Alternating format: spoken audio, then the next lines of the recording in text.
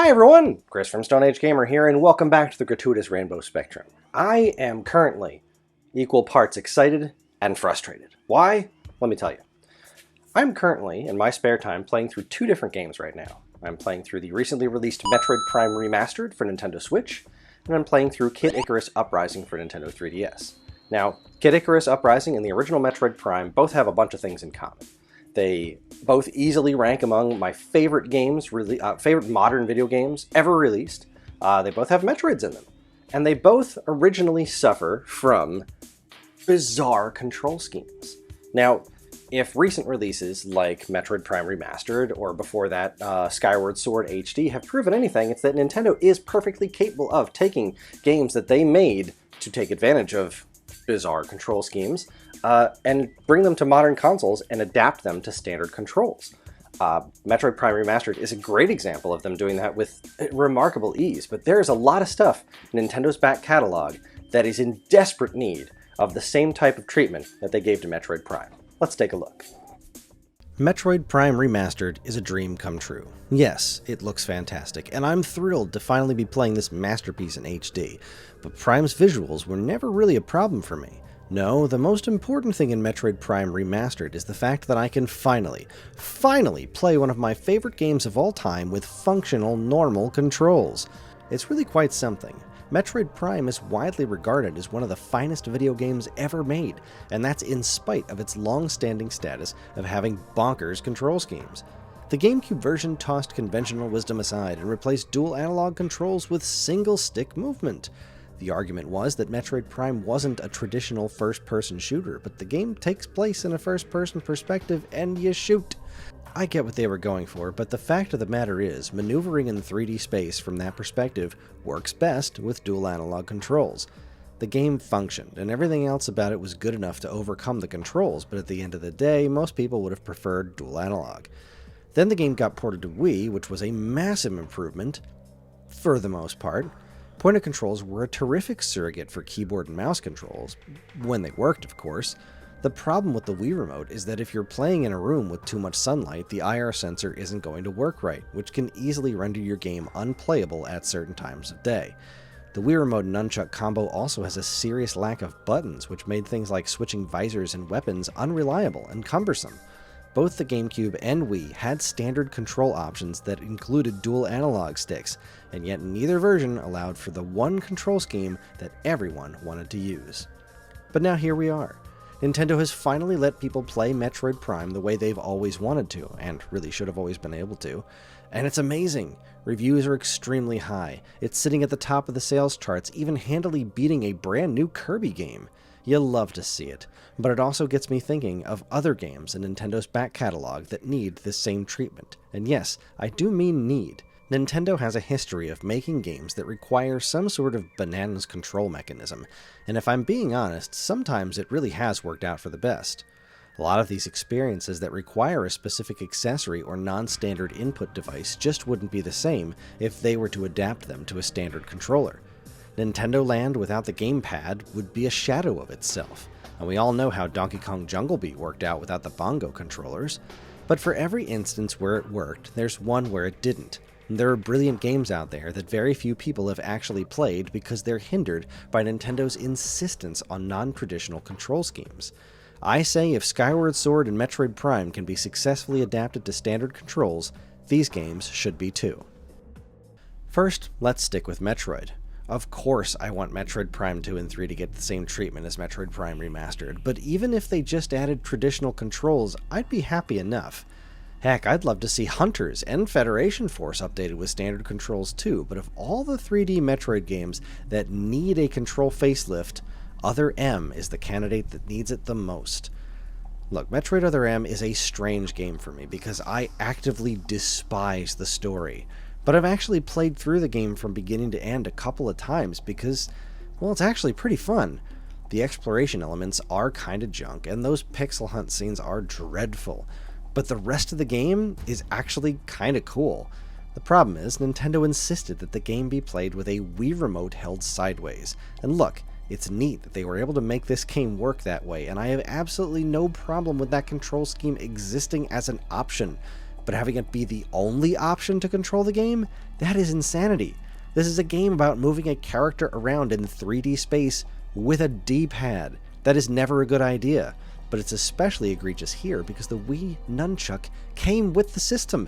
Everybody who bought a Wii had the option to play with an analog stick because of the Nunchuck. Wii Remote and Nunchuck would have been a great combo for this game, but no, the only option is Wii Remote held sideways. Just look at this.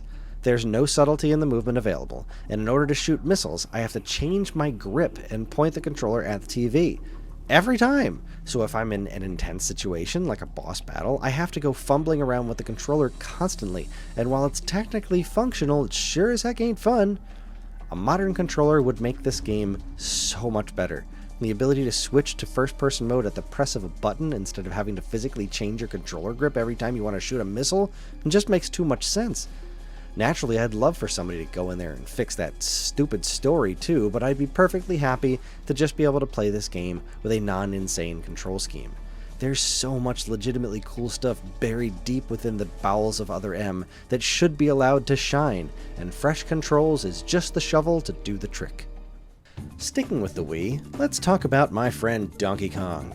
The Donkey Kong Country franchise is a big one. It has traditionally been a huge seller for Nintendo, and one of the series' biggest entries was indeed Donkey Kong Country Returns for Wii. It's a beautiful game with great level design, fantastic music, and some serious challenge. But just like with Metroid Other M, the controls here defy logic and reason. You do have the option to use a nunchuck this time around, but we aren't talking about a 3D action game. This is a 2D platformer, which plays best with a D-pad. But even the addition of the nunchuck still relegates several important commands to waggle for some reason. Ground pound, blowing, and rolling are all performed with waggle, which isn't exactly the most reliable input option. Ground pound and blowing at least are only for secret collecting for the most part, but rolling is used for precision platforming, and it never feels right doing it here. Again, I get making this control scheme an option because not everyone everywhere had a classic controller for Wii, but the fact that the classic controller wasn't even an option is mind-blowing.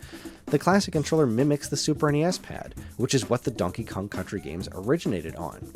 I should be able to move my character around with a D-pad and perform all the game's necessary functions with a button press, but the option to do that was very specifically and intentionally not given, and it hurts my head. Of course, the game was re-released on 3DS with a fully functional control scheme intact, but that also brought along with it a graphical downgrade, and it's only playable on a tiny handheld device. This is an absolutely outstanding game, and it deserves to be played on a television in high definition with controls that help instead of hinder. Speaking of the 3DS, there's no way to have a conversation about games that deserve traditional control schemes and not talk about the tragedy of Kid Icarus Uprising. This is a phenomenal game. Honest to goodness, it's one of the most ambitious and well-polished games Nintendo has ever produced in terms of visual spectacle and presentation. There's voice acting throughout the entire game, and the writing is genuinely solid and hilarious. The visuals are easily among the best the 3DS ever saw, and there's even a pretty killer online multiplayer mode. Sakurai and his team put a ton of love into this project, and it delivers in darn near every respect, except for the fact that the game is physically painful to play. Uprising is separated into two segments. Every stage starts with a flight segment, followed by an on-foot segment. During flight, you move Pit around with the analog stick, fire with the L button, and aim with the stylus on the touchscreen. This works pretty well, except for the fact that you have to constantly support the weight of the 3DS in your left hand. That's also clawing around to fire with the L button while your right hand uses the touchscreen.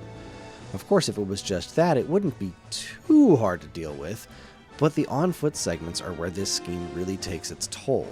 So you have to use the stylus to both aim and move the camera in these areas, and this constant movement is absolutely brutal on the wrists. What's more, the combat itself features Smash Bros. Style movements, meaning that you'll frequently want to do a dash move by smashing the analog pad in a direction while shooting to pull off a powerful shot, and let me tell you, that doesn't feel very good after a few minutes of play. This game actually came with a stand to put your 3DS on, so you can technically play it easier. Which is so completely insane, I still don't really know how to wrap my head around it. But like Metroid Prime, this game is a genuine masterpiece, and everything surrounding the bat guano controls is good enough to make the pain worth it for the playthrough. Also, like Prime, it's already really good looking. If ever there was a game that was positively begging for a standard dual analog control scheme, it's Kid Icarus Uprising. Traveling back a generation, let's talk about The Legend of Zelda on the Nintendo DS. There were 2 games released on this platform, Phantom Hourglass and Spirit Tracks, and while they aren't perfect games by any stretch of the imagination, it's their control schemes that make them feel particularly unwelcoming. Now, unlike other games on this list, I have to admit that the touchscreen controls in these 2 games are genuinely quite clever. For the most part, they work really well. The problem is, as neat as they are, they're no substitute for direct control. In order to move Link around, you sort of direct him by pressing on the screen and he'll walk toward wherever your stylus is. This is combined with combat, which is just you tapping on the enemies you want to attack. Again, this technically works, but every time I've tried to play these games I can't help thinking that I just want to move Link around by myself and press a button to attack. We all know this works because that's how every other Zelda game works. They even gave up on this formula when it came to make Zelda games on the 3DS. Again, these controls function, and genuinely function better than anything else I've mentioned on this list, but why, oh why, isn't there another option? And that just leaves the spaceship-sized elephant in the room, Star Fox Zero. Oh boy, this game. See, the thing about every other game on this list is, while the controls aren't optimal, they don't completely ruin the experience. Everything else here is totally playable from beginning to end, just the way they are. They aren't great, and I'll always be wishing that I was just using a regular controller at the entire time, but they are doable. Star Fox Zero, on the other hand, is just a mess. It's a really neat thing in theory. You move the Wii U gamepad around to aim, the TV is your camera view, and the gamepad is your cockpit view. It's a great idea, in theory, but in practice it just doesn't work for everyone. Some people were able to get the hang of it for sure, the game has its fans after all, but most people, like me, were pretty well turned off almost immediately. I tried my best to stick with it, I really honestly did. The thing is, when it works, it really is super incredibly cool. I get what they were going for, but the rest of the time, when it doesn't work, which means the game rarely feels good enough to play through without your head exploding from confusion. I don't know why this is such a hard concept for Nintendo to wrap their heads around, but people just want a new Star Fox game. They don't need strategy elements like Command, they don't need Zelda-style exploration like Adventures, they don't need on-foot segments like Assault, they just want a cool on-rail shooter that looks awesome, has a fun story with these cool characters, and to blow stuff up. They sure as heck don't want to be forced into a dual-screen control scheme that feels like it requires a college degree to wrap your head around. And just like Other M, it's the cool action stuff that suffers here the most. You see, Other M was developed in conjunction with Team Ninja, you know, the people behind the Ninja Gaiden games, and it's that action stuff that they did in Metroid Other M that is its strongest suit by far.